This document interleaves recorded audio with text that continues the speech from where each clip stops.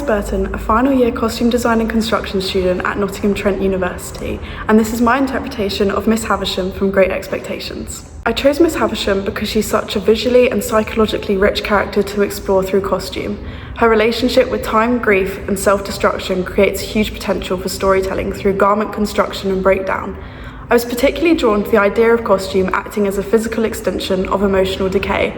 As someone interested in both historical costume and theatrical transformation, Miss Havisham allowed me to combine accurate Victorian silhouette with detailed aging, distressing, and textual storytelling to show the emotional weight of 20 years of isolation. My design is based on an 1860s evening dress silhouette, inspired by Janet Arnold's Patterns for Fashion, specifically the 1861-64 evening dress pattern. The exaggerated train symbolises the emotional weight and burden of the past, physically trailing behind her. The gradual staining and mould references suggest time, neglect, and entrapment within Status House.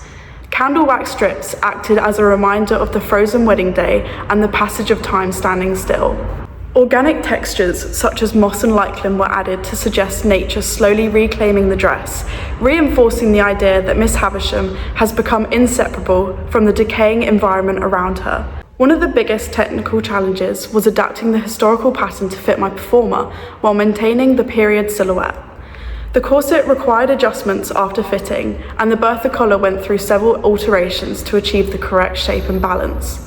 I chose gypsophilia for Miss Havisham's crown as it symbolises decayed innocence and frozen love.